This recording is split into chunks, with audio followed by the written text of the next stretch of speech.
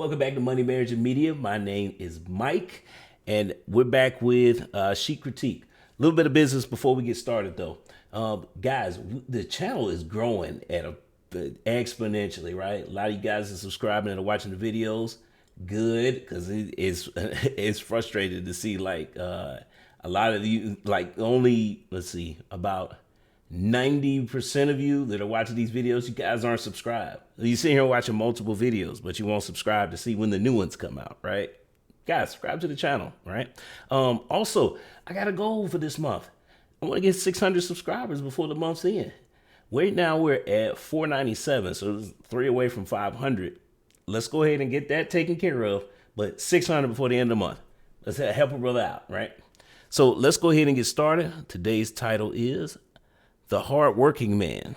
The quality of time is not going to be there like you think. I kind of think I know where we're going with this. Let me go ahead and start it off by saying a lot of times on YouTube, women will set their standards as far as how much they want their dream or their ideal husband to make. And, most of the time people focus on that 100,000 number. Personal opinion, I think women say that because there's a camera in their face. Women tend not to know numbers like that. So that's a very specific number. And I think it sounds good. That's why women say it. But realistically, let's say that they are being serious. Okay, well, it's a misconception as to the amount of work it takes to make that amount of money. Because again, we know that while the national average is about 50,000 for an average man, realistically per state, it's actually less than that. And I'll give you a prime example. In my state of Georgia, the average man makes $37,000 a year. The average woman makes 25.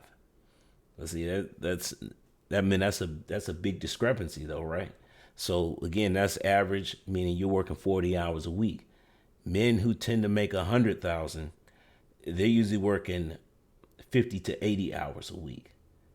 Most people are not paying it. They don't understand the lifestyle that comes with being with a man who makes that amount of money. And I'm gonna be honest here. It's also the reason why a lot of men don't make that amount of money, because it comes with a lot of sacrifice. And a lot of time, in my opinion, I haven't. Well, we'll get there because I've been going on too long, and I might not even be going in the direction they're gonna take this in. So let's go ahead and hit the play button and get it going. Mother is for. The mother's supposed to be the one reinforcing why the father's doing what he's doing, right? That's what her job is. If not, then what is her job? Her job can tell it, but it doesn't replace you. That's the thing.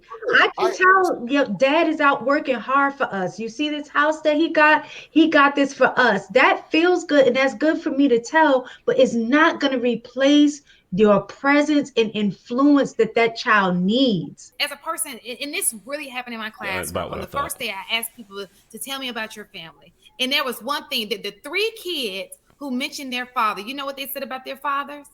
I love my dad because I see how hard he works for our family, how hard he puts in that. These are things, this is real life. This is what they said.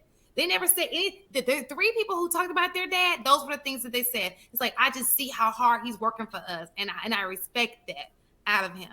That's what they said. And okay. I'm not lying. I will say this. Prior to my, I was a workaholic type of person. Whatever I was going to do, I was going to work my hardest. And all I could see is the goal, like video games. I'm just trying to get the highest score, the most achievements, right?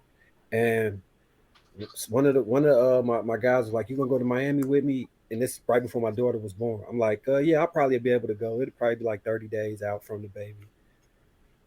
He was like, "All right, cool." The people at the job told me, they like, "You're not gonna want to go nowhere when the kids come." I'm like, "Not me. I'm gonna still get out here and live my life." What you mean, bro? You know how we get. Next thing you know, famous last words. I don't want to go nowhere. I'm with my family as much as I possibly can. I'm stationary as far as I'm concerned because my priorities shift, and you don't know until you know. Like you don't know how much your parents love you until you have kids and you look at your kids, and then you're like, damn, they really do got a lot of love for me, and it's just different. So I can't fault him for feeling that way. He may still be able to Well, he remain. doesn't have children yet. So you said that he doesn't have kids, so he's at a different time in his life. So when kids go into play, maybe that's something he'll experience with the children. But at this moment, he doesn't have children. Yeah. And that's why I say this is the time for him to go hard. And especially if he has a wife that is understanding of that, and maybe she has her own thing going on too. This is the time that they can do that. But I think, like you said, once the children come, that it should be a shift because they need both parents. But we also got to realize we're talking about the average people, though. Y'all talking about people who's above average. The average person, they go. No, I'm not. I'm talking about average people because I'm not going to lie. For women, let me finish. For women, a lot of times we are pushing our men to get us things that we want in terms of, I want a house, I want X, Y, and Z. So even if it's an average person, that average person is going to have to put in more work to get more money to get those things for the family. Well, that's what I'm saying. But you talk about or you could actually live within your means.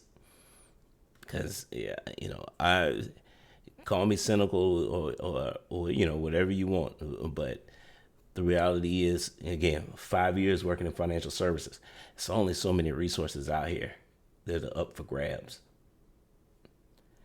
And at a certain point, the work that you're putting in, it does have diminished returns. I mean, because, well, let's keep going. Being a problem when he's spending. That's what the mother is for. The mother's supposed to be the one reinforcing why the father's doing what he's doing, right? That's what her job is. If not, then what is her job? Her job can tell it, but it doesn't replace you. That's the thing. I can tell your dad is out working hard for us. You see this house that he got this for us. That feels good, and that's good for me to tell, but it's not going to replace your presence and influence that child needs. You are important. I understand that. But what I'm saying is the quality of time is not going to be there like y'all think. I'm not going to have the opportunity to spend 4 or 5 hours a day with my son or my daughter or my child. You're just not, right? That's crazy, though. Okay, so Hink's right. And this comes from, what do you call it? Keeping up with the Jones mentality. We have this long list of excess things. That's why we out here working so hard. My generation in particular, and the generation before me, the most of us were raised by daycares. Why? Because our parents got it in their head that they need stuff in order for they need to accumulate stuff in order for validation from everybody else. But notice I said stuff and not assets, because it literally is just stuff. So we try and come up with all these ways. So that's why we're working, an extra 15 hours a week, or we all got this side business that we're doing to make extra money because we need more stuff. But the reality is that what we should be trying to do is figure out what we need to survive, and then focus on building. We'll have to put the financial hat on for a few seconds. The first thing you need to focus on, number one, is paying off debt, because most of us have it. So I'm gonna go ahead and say this, and is that we got to get out of this mindset of borrowing money. The best way to put this: we spend money that we don't have to buy things that we can't afford to impress people that we don't like. That's the best way to put that.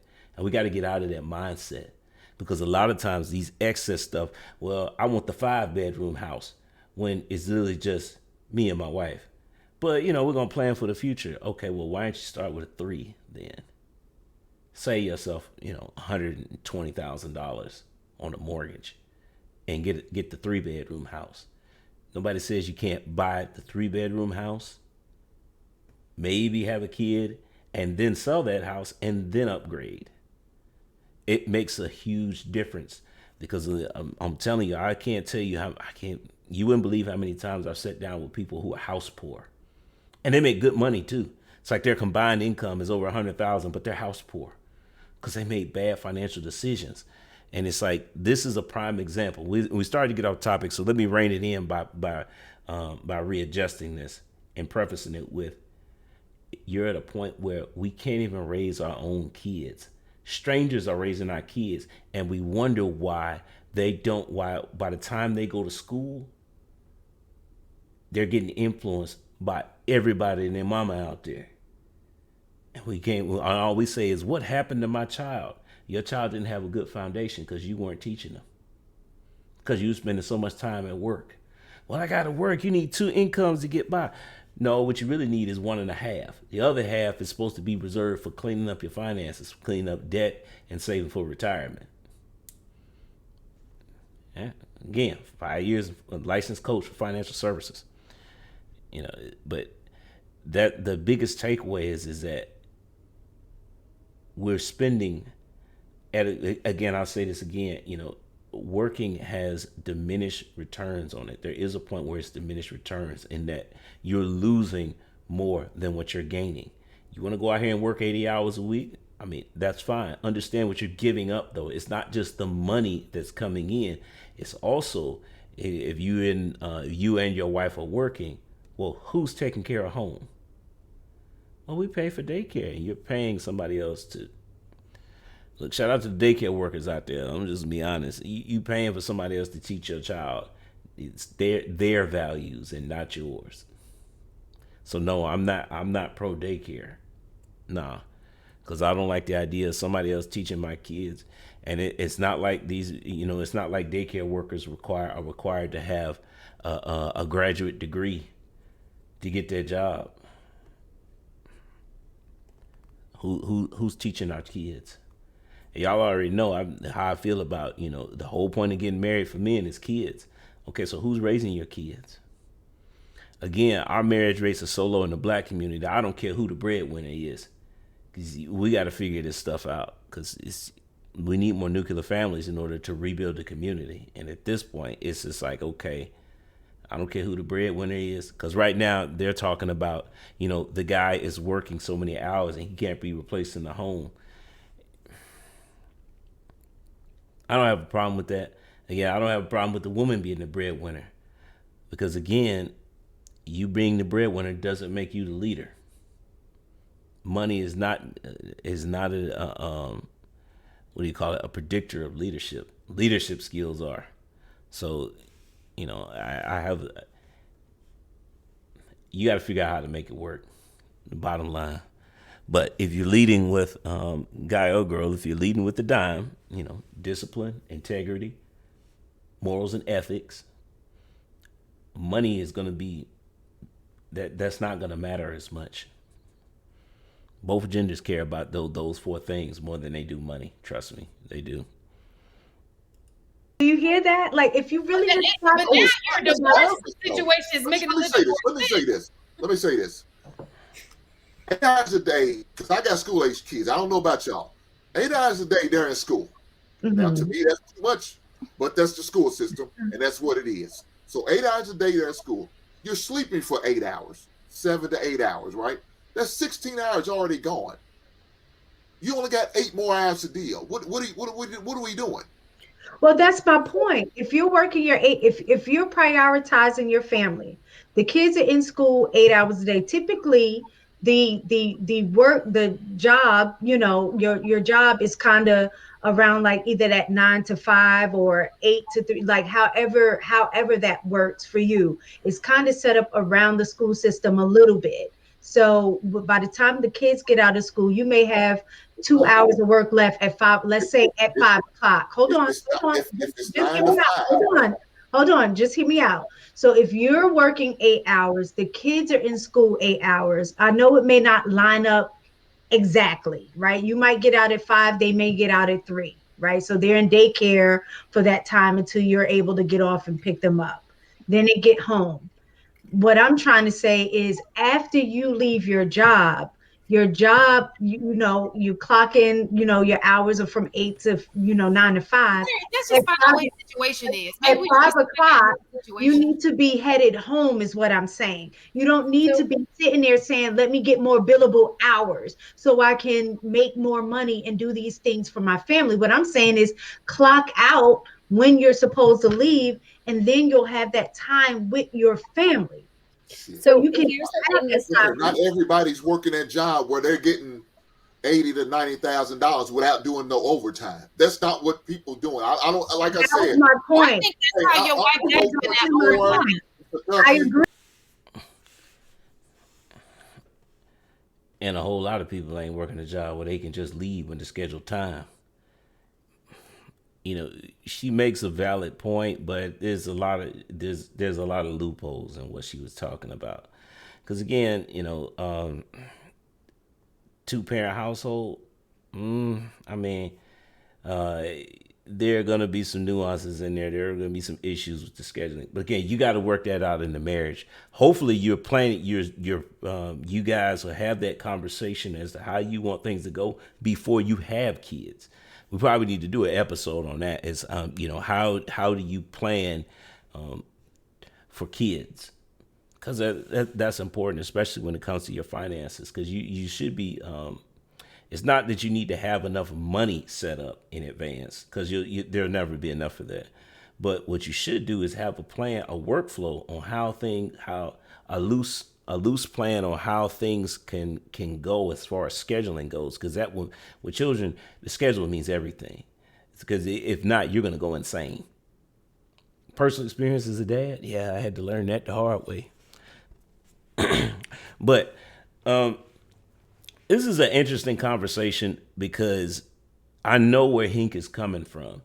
He's talking about being the breadwinner, and he's talking about going out and getting it.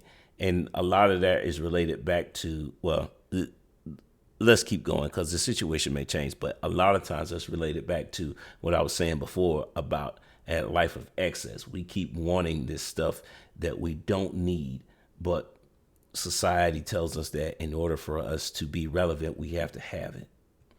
Got to break that habit. Agree. That was my point. Okay, well, let me finish now. Our school hours for high school, I'm saying high school and middle school, it goes from 7:45 to 2:30. Mm-hmm. So now they're out of school from that time on, right? Mm-hmm. If your kids are in activities, after school activities, it may be another hour and a half, maybe 2 hours, right? So now you run into the 5 o'clock hour. They still have homework to do. They still have their own obligations they have. My son has homework every night. Every night, not even on weekends, he has a book he has to read or some type of report he has to do. Now, I know every school is not like it, but his is. What's interesting is he's going into great detail about what his son about the school day, but literally, I know Shan Monet, educator. I think Miss Taken is educator as well. So it'd be interesting to see, because he's going in right now, but it'd be interesting to see like what their response is to this, because I think they would know more about the education system than he would, but I don't know. Giving him my example. So now he still has to do. So he's going to spend about an hour and a half, 2 hours a night doing homework. So where's that time? I got to eat. Either I'm there helping him, or his mother's helping him, or she's cooking, or I'm cooking. Something's got to be done. And then that's not include for anything that may need to be done around the home that the wife has asked me to do. But that's time. You're in the house. That's my point. You're not in the house, but you're not spending time with your child. You're just present in the home. Mm-hmm. So there's a difference. Helping with their homework is being present, though. Exactly. I understand, but not all. Let me again. They're arguing semantics. They're arguing semantics. It's just like the need to be right. I got to be right. That's what's going on here. Because it's literally, I get what Hank is talking about, but the reality of the situation is Miss Taken is talking about something completely different. She talking about that guy that's out there working 80 hours a week while, and There was a famous DJ here in Atlanta who was talking about his family life at home, and he realized because he was on the radio, but then he would also be hosting events, sporting events, he's DJing at the club, being the host of the club, and all this other stuff. And then one day, somebody asked his daughter a question about him, and her response was, "Oh, Daddy works." It wasn't, I love my daddy or anything like that. It was Daddy works. And that, he said, that got to him. But he cleaned up his schedule. He cut back on the amount of work because all his daughter could say was he works, and that's it. Why is this important? Because again, we keep saying that a big problem with our women, why we don't want to marry them, right, is because they don't know how to interact with men because they grew up without a father. Okay, well, while it is a little bit better that your father is around, if he's working all the time, I mean, it's not that much better because he's still not there. His presence is about, because again, I think he mentioned it before about the mom can tell the child what they're doing, but realistically, you think they weren't doing that? If dad didn't grow up in the home, you think mom wasn't telling them what dad was out there doing anyway? I mean, that's so we gotta, and I get it. Dad's out there, is working and he's making the home and he's providing. I get that. But again, one of the major complaints in our community is a lack of fathers. So how are we going to fix it? Don't tell me it's just going to be, we just going to go out here and make a bunch of money. Because again, licensed financial coach, I did that for 5 years. More money is not going to solve the majority of problems in our community. We've got to start feeling this is where quality time becomes an issue. Figure out, we've got to start breaking down. It's like, where are the holes in our community coming from? And we need to start plugging those holes up with the next generation. When I mean that, I mean the next generation of married people. Because see, at a certain age point, it's too late for us. The only thing we can do is bite the bullet and try and work out some kind of arrangement to make things civil and move forward so that our kids can understand that, okay, no, marriage is important and we need to start grooming them for marriage in married life, what that's going to be like. Because again, this problem is complex because of when they're having it. But if you can work out the details before this stuff comes up, all these people on these panels, they're speaking from their current lives, to where there was no plan about how many hours a week we're working, how much money do we need to make, what we're doing with our money, because that's a big problem too in our community. We make all this money and don't know what to do with it, which is that's pointless. It is. It's like having a hole. It's like having a hole in the bottom of a bucket full of water, and the solution is just keep pouring more water in. If you don't know what to do with your money, making more of it is not going to solve the problem. It's going to make things worse. So we got to have a plan. Again, this is where, you start having that talk about premarital counseling as far as, you guys working out the arrangements, who's going to fill what role, but we're getting off topic. Let's go. You may not always be the one who could help them with all. What if it's an assignment you just don't know? Right. Right? So somebody in the family is weak at math. Man, I can't really help him. But I can help him with his English and science and the social studies. But math is my weak subject. But now you're not involved in that, right? So you're not spending the time you should be spending with them. Because that's where those work hours come in. Because now you can get a tutor for your kid and keep it moving. But you're not spending time with your kid though, right? It's crazy less time, but you only have a possible 8-hour window before that and bedtime for your kids. Yet you're going to have to find some time, not only spend time with your kids, and if you have multiple kids, now you got multiple times you got to spend with the kids. Then you got to find some time with your significant other, because best believe she's not going to let you go without spending some time with her. And more than likely, it's not 8 hours, to be honest. Yeah. So that's to be realistic. More than likely, you don't have. You're right. Look, I got your point, but I'm bringing it home. A lot of times, it's not even. Yeah. So, that's why I said the planning stages of how this is going to go. But it's also why, again, we need more married people content. This is a high level conversation because it reveals what life is like inside the home. And a lot of times we don't have these conversations. We just immediately, we skip the marriage step and then just immediately start having kids and expect everything to work out fine. No, that's not how it works. We need to put more effort into the planning phases of our life, particularly the men, because men, you want to be the head of the household, you want to be the leader. Well, being able to sit down and plan things out is a part of being a leader. I don't care how much money you make, because it doesn't make, again, that doesn't matter if you don't know what's going on inside your home. We got to take care of home first. So what did we learn from this? Well, this is a great video because, again, we got insight into the home, insight in the home life. So if you're a newly married couple and you're thinking about having kids, this is a golden conversation for you guys to watch together, because it gives you a heads up as to some challenges that you're gonna face. I think it might have been this video or it might have been another one that talked about, when it's time to, it was this video, when is the time to grind it out as far as working and, trying to build your career.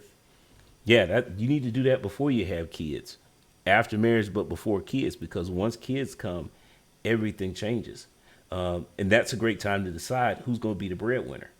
Yes, you should decide that, because, again, it may not, the ideal situation, it may not always be the man. It might not. I mean, let's just be honest here. There are some high paid women out here with careers. That being said, it's like, if, let's say you're making more than your wife is, right? But she gets a promotion. That promotion pays an additional $20,000 a year, which means that she's going to be making, it would mean that she's going to make more than you. We're going to tell her to turn it down because you're scared of being married to a woman who gets a promotion. You going to give up your family for that? I know what the YouTube talking point says is that you're more likely to get divorced if your woman gets a promotion or work, because she's going to expect you to step up. That's why you need to, when that happens? When you guys aren't on the same page to begin with. Start having those conversations early. That's why I say that, because you'd be surprised how many arguments you eliminate because there is a plan to follow. There's a plan to go back to when things go awry. And again, as the man, it's up to your job. It's your job to come up with that plan and make sure the family sticks to it.